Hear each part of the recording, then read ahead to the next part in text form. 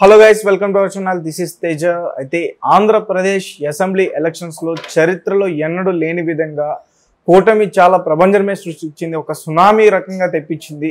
So ప్రస్తుతం దాని గురించి మనతో పాటు మాట్లాడడానికి అమరావతి జేఏసీ అధ్యక్షులు బాలకోటయ్య గారు ఉన్నారు. ఆయనతో మాట్లాడదాం. సార్ నమస్తే అండి. నమస్తే తేజ గారు. సో మీరు చెప్పినట్టుగానే నిజానికి ఫ్యాన్ విలవిలా కొట్టుకుంది. ఎందుకంటే 151 సీట్లు ఎక్కడ, ఈరోజు వాళ్ళ సీట్లు చూసుకుంటే ఎక్కడ. వై నాట్ 175 ముందుకెళ్ళిన వారు ఈరోజు విలవిలా కొట్టుకుంటున్నారు. సో దాని గురించి తేజ గారు ధన్యవాదాలు. కౌంటింగ్ ముందే బహుశా 2 రోజుల ముందు అనుకుంటా మీ డిబేట్లో నేను చెప్పా. అవును, సైకిల్ కలకల, గ్లాసు కలకల, సైకిల్ ఆనందం, ఫ్యాన్ విలవెల, ఫ్యాన్ వలవల అని చెప్పేసి 3 రోజుల క్రితం మనం మాట్లాడుకున్నాం. అవును, ఆంధ్ర రాష్ట్రంలో అదేనే జరిగింది. చరిత్రలో కనీ విని ఎరగని రీతిలో ధరిత్రి ఎరుగని కావ్యంలాగా ఆంధ్ర రాష్ట్ర ప్రజలు కూటమి పార్టీకి అద్భుతమైన విజయాన్ని చేకూర్చారు. ఒక 2 మాటల్లో చెప్పాలంటే శ్రీకాకుళం చితగొట్టింది, విజయనగరం వెరగొట్టింది, విశాఖ విసిరేసింది, తూర్పుగోదావరి తరిమేసింది, పశ్చిమ గోదావరి పాతరేసింది, కృష్ణా కాల్చేసింది, గుంటూరు కారం కొట్టింది, ఒంగోలు ఓడగొట్టింది, నెల్లూరు నేల కూల్చింది, చిత్తూరు చీకొట్టింది, కడప కాల్చేసింది, కర్నూలు ఖతం చేసింది, అనంతపురం అంతం చేసింది. ప్రజాస్వామ్యంలో ఒక తల రావణుడికి ఎలాంటి శిక్ష పడుతుందో నాకు తెలియదు, కానీ 10 తలల రావణాసురుడి పరిపాలనకే ప్రజలు ఎలాగనే శిక్షిస్తారు. మీరు సునామీ అనే మాట వింటారు కదా, ఓచకోత అనే మాట విన్నారా? విన్నాను సార్. ఆంధ్రప్రదేశ్లో జరిగింది ఓటర్ల ఓచకోత. 151 మంది బలం కలిగిన జగన్మోహన్ రెడ్డి గారికి 11-12 స్థానాలతో సత్కరించారు. ముఖ్యమంత్రి గారు కూడా కన్నీరే తక్కువ పెట్టుకున్నాడు ఆయన ఆల్రెడీ. ఎందుకంటే సాక్షాత్ అసెంబ్లీలో భువనేశ్వరి దేవిని తోలనాడినప్పుడు చంద్రబాబు నాయుడు గారి కంట ఏ కన్నీరైతే చూశామో అంతకు మించిన కంట నిన్న జగన్మోహన్ రెడ్డి గారు ఏం జరిగిందో నాకు తెలియదు, అసలు ఏం జరిగింది అని అడుగుతున్నాడు.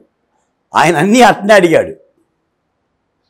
ఆంధ్రప్రదేశ్లో అమరావతి గురించి రైతులు మాట్లాడినా నాకేమీ తెలియదు అన్నాడు. వివేకానంద రెడ్డి గారి హత్య గురించి నిందితులను అరెస్ట్ చేయమన్నా సునీతారెడ్డి జరిగినా కూడా నాకేమీ తెలియదు అన్నాడు. లేంటి నాలాంటి బహుజన కులాల నాయకుడు ఇటువంటి 2 కండువాలు, ఆకుపచ్చని కండువా, ఈ బ్లూ కండువా వేసుకొని దళితుల మీద జరుగుతున్న రాష్ట్రీయకాల గురించి మాట్లాడినా నాకేమీ తెలియదు అన్నాడు. ఆయన అన్నాడు, ఆయన మంత్రులు అన్నారు, ఆయన అధికార ప్రతినిధులు అన్నారు.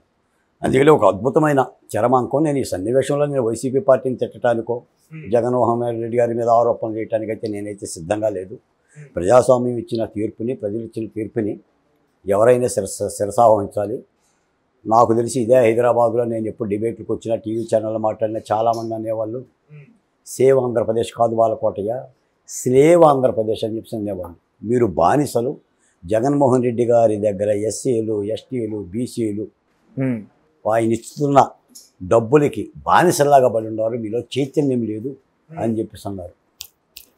ఆంధ్ర రాష్ట్ర ప్రజలు చైతన్యం చేసి చూపించారు. నాడు కూడా నేను చెప్పాను, కర్ణాటకలో మార్పు మొదలైంది, అది తెలంగాణలోకి ఎంటర్ అయింది, తెలంగాణ నుంచి ఆంధ్రప్రదేశ్లోకి ఎంటర్ అవుతుంది, ఆంధ్రదేశంలో బేభత్సం వస్తుంది అని చెప్పేసి.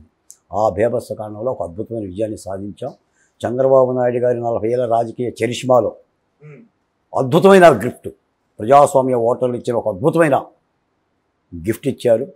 దాదాపుగా పవన్ కళ్యాణ్ గారు పోటీ చేసిన 21 స్థానాలకు 21 స్థానాలు.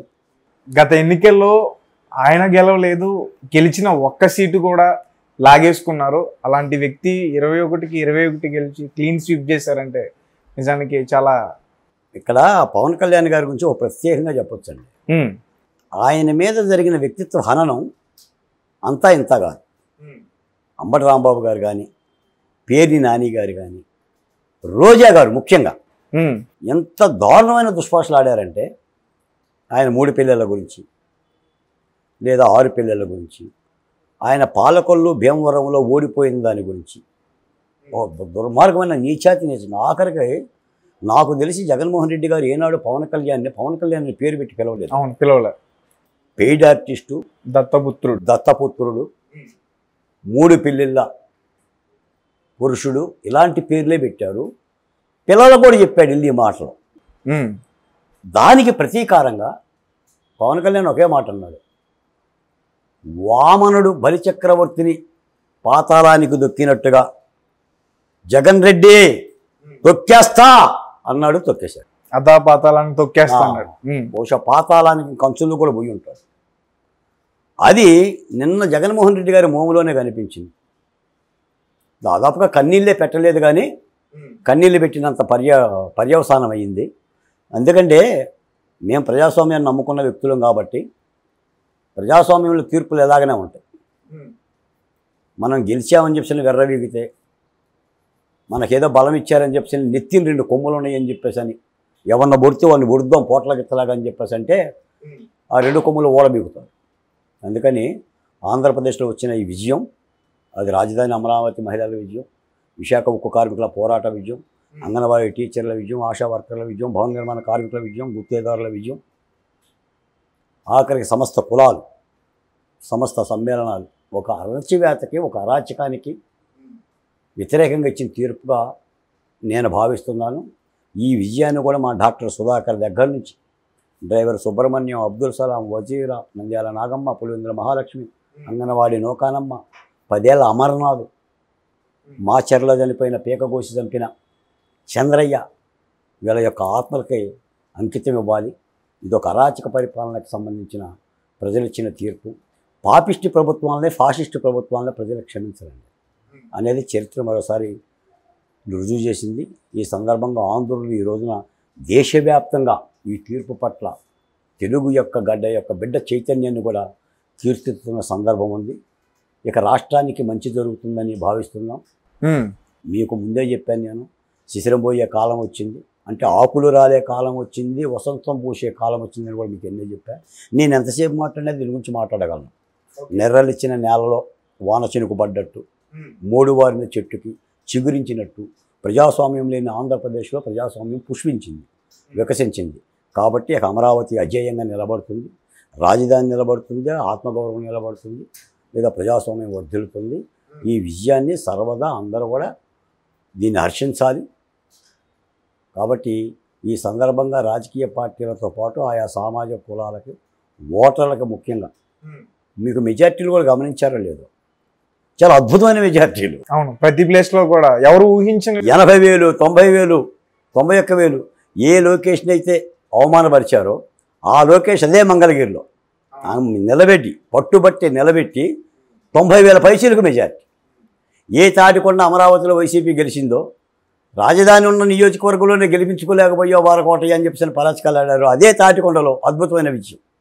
ఎక్కడా దగ్గర ఎంపీలు అయితే లక్షలు, 3 లక్షలు, 4 లక్షలు, ఒక అద్భుతమైన విజయం. అంటే ఓటర్ల మొత్తం కూడా ఒక సైడ్గా వచ్చేసేసి జగన్మోహన్ రెడ్డి గారికి వ్యతిరేకంగానే ఓటేశారు.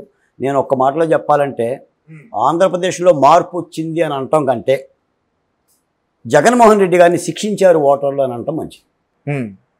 రైట్. అయితే మరి మీరు ముందే ఊహించారా ఇంత కూటమికి ఇంత జనం ఈ రకంగా ఓట్లేస్తారు, ఇంత ఘన విజయంతో గెలిపిస్తారని ఊహించారా మీరు? మీ డిబేట్లో చెప్పాను కదా నేను, తేజ గారు. ఇప్పుడు రైతుకు వర్షం ఎప్పుడు వస్తుందో చెప్పనక్కర్లా.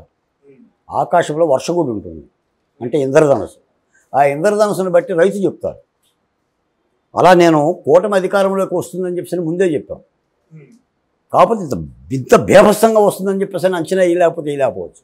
నాకు తెలిసి టోటల్గా ఆల్ సర్వే సంస్థలు, ఆల్ సెఫాలజిస్టులు అందరూ కూడా మూలన పడ్డారు, ఫెయిల్యూర్ అయ్యారు అంచనాల్లో. ఒక్క కేకేనే హీరో అయ్యాడు. ఆరా మస్తాను కాస్త పోరా మస్తాను అయిపోయాడు. కాబట్టి కేంద్ర ఎన్నికల్లో కూడా, కేంద్రంలో ఉన్న ఎన్నికల్లో కూడా సెఫాలజిస్టులు కానీ సర్వే సంస్థలు కానీ ఎంతైతే ఊహించాలి అటు కాంగ్రెస్ పార్టీకి కూడా. నాకు తెలిసింది ఒక మాట ఏంటంటే, అక్కడ కేంద్రంలో మోడీ గారికేమో దేశవ్యాప్తంగా ఓటర్లు హెచ్చరిక చేశారు, జాగ్రత్త మోడీ అని. ఆంధ్రప్రదేశ్లోనేమో చావగొట్టి చెవులు మూశారు. Right sir. అలాగే ఇప్పుడు చంద్రబాబు నాయుడు గారు గతంలో చూసాము, ఎన్డీఏలో నుంచి బయటకు వచ్చేసిన తర్వాత చాలా రకరకాలుగా ఆయన్ని విమర్శించారు. దాని తర్వాత ఎన్డీఏలోకి వెళ్ళినప్పుడు కూడా విమర్శించారు. అయితే ఇప్పుడు ఆయన వైపు డైరెక్ట్గా మోదీ గారు చూసినట్టు మనం ఈరోజు చూస్తున్నాం. ఎందుకంటే ఈయన గెలుచుకున్న 15 ఎంపీ సీట్లు కూడా చాలా కీలకం, చాలా కీరలు పోషిస్తున్నారని చెప్పేసి అంటున్నారు. సో ఇప్పుడు ఆయనకి ఇండియా కూటమి దగ్గర నుంచి కూడా చాలా కాల్స్ వస్తున్నాయి, అలాగే ఎన్డీఏ నుంచి కూడా చాలా కాల్స్ వస్తున్నాయి. ఇప్పుడు ఆయన ఎటువైపు ఉంటారు ఏంటి అనేది చాలామంది కూడా ఆసక్తికరంగా ఎదురు చూస్తున్నారు. దాని గురించి చంద్రబాబు నాయుడు గారికి ఆంధ్రప్రదేశ్ ఓటర్లో 2 వరాలు ఇచ్చారు. ఒకటేమో ఆంధ్రప్రదేశ్లో ముఖ్యమంత్రి వరం, 2 కేంద్రంలో 4వ పెద్ద పార్టీగా వరం. ఇప్పుడు కేంద్ర ప్రభుత్వంలో ఎన్డీఏలో చంద్రబాబు నాయుడు గారికి కీలక పాత్ర. అవును, నిజానికి ఒక విధంగా చెప్పాలంటే చంద్రబాబు నాయుడు గారు, నవీన్ పట్నాయక్, ఇంకా ఇతర 2-3 రాష్ట్రాల నాయకులు కనుక ఎన్డీఏలో కనుక లేకపోతే కాంగ్రెస్ పార్టీకి అధికారంలోకి వచ్చే పరిస్థితి కూడా ఉంది. దాదాపుగా నాకు తెలిసి ఒక 50-55 సీట్ల తేడా. కాబట్టి ఇప్పుడు చంద్రబాబు నాయుడు గారికి ఆంధ్రప్రదేశ్ని బాగు చేసుకోవటానికి, ఆంధ్రప్రదేశ్ని మళ్ళీ గాడిలో పెట్టుకోవడానికి మంచి వరం కేంద్రంలో దొరికింది. కేంద్ర ప్రభుత్వ సహకారంతో లేదా ప్రధానమంత్రి సహకారంతో అటు పోలవరం పూర్తి చేసుకోవడానికి కానీ, రాజధాని అమరావతికి నిధులు రాబట్టడానికి కానీ, లేదా దిగాలు పడ్డ అన్ని సంక్షేమ పథకాలను కూడా నడిపించుకోవడానికి కానీ ఒక మంచి సువర్ణ అవకాశం ఉంది. ఎందుకంటే ఒక అద్భుతమైన అక్షయ పాత్ర ఇచ్చారండి ఓటర్లు చంద్రబాబు నాయుడు గారికి. ఆయన పడ్డ ఆవేదనలకి ఇప్పుడు నిలువు కాళ్ళ మీద నిలబడి కొన్ని వందల సభలు నిర్వహించారు. 100 సభలు. 73 సంవత్సరాల వయసులో బహుశా మాలాంటి వాళ్ళమే 4-5 సభల్లో పాల్గొంటే మాకే కొంత అలసట వస్తుంది. అటువంటి వ్యక్తి చొక్కా దడిసిన మండుటెండల్లో చాలా ఉత్సాహంగా, ఉత్తేజం కలుగు చేస్తూ తన సూపర్ 6 మేనిఫెస్టో పెట్టుకొని ప్రభుత్వ లోపాలను కూడా చెడుగుడు ఆడుతూ చాలా అద్భుతంగా చేశాడు. రాజమండ్రి సెంట్రల్ జైల్లో కూడా 53 రోజులు జైల్లో ఉండి కూడా ఆఖరికి ఆయనకి చన్నీళ్ళు ఇచ్చిన, దోమలు ఉన్న, ఆయన హేళన చేసిన ఆ కేసు కూడా ఉత్తిత్తి కేసే. కేసులు కూడా నిజమైన కేసులు కాదు, స్కిల్ స్కామ్ కేసు. అలాంటి అణచివేత చూసినా కూడా చెక్కు చెదరకోకుండా చేసిన, అంటే ఒక సంక్షోభం నుంచి పుట్టిన, సాధారణంగా నాకు తెలిసి ఆయన యొక్క అనుభవాన్ని చూసుకుంటే చంద్రబాబు నాయుడు గారు ఎప్పుడు కూడా సంక్షోభం నుంచే యుద్ధాన్ని పూర్తి చేస్తారు. కాబట్టి ఒక అద్భుతమైన విషయం. ఇక జరగాల్సింది ఏంటంటే ఇప్పుడు యుద్ధం ముగిసింది, కౌరవులు వధయ్యారు, ఓడిపోయారు, పాండవులు హస్తినాపురానికి వచ్చారు. ఇక హస్తినాపురాన్ని ఎలా బాగు చేసుకోవాలనేది చూడాలి. సీతమ్మ కష్టాలు దొరికినాయి, సీతమ్మ చెర వీడింది, రామరావణ యుద్ధం ముగిసింది, లంకలో ఉన్న సమస్త రాక్షసమూహ సంహరించబడింది, రాముడు అయోధ్యకు వచ్చాడు. ఇక అయోధ్యని ఎలా బాగు చేసుకోవాలో చూడాలి. అలాగనే మేము కోరుకుంటుంది అమరావతి బహుజన్ చేసిన ఉద్యమకారులుగా కూటమి పార్టీలు, ముఖ్యంగా పవన్ కళ్యాణ్ గారు, చంద్రబాబు నాయుడు గారు, లోకేష్ గారు ఆంధ్ర రాష్ట్ర ప్రజలు ఇచ్చిన ఈ అపూర్వమైన తీర్పుకి ఎలాంటి గౌరవం ఇవ్వాలి, ఎలాంటి పరిపాలనా పగ్గాలను చేపట్టాలి, సామాజిక న్యాయ సమతుల్యత, ఖచ్చితమైన సామాజిక న్యాయాన్ని ఎలా పాటించాలనేది ఈ రోజున కూటమి బాధ్యత, చంద్రబాబు నాయుడు గారి బాధ్యత. ఆ దిశగానే అలుగులు పడుతాయని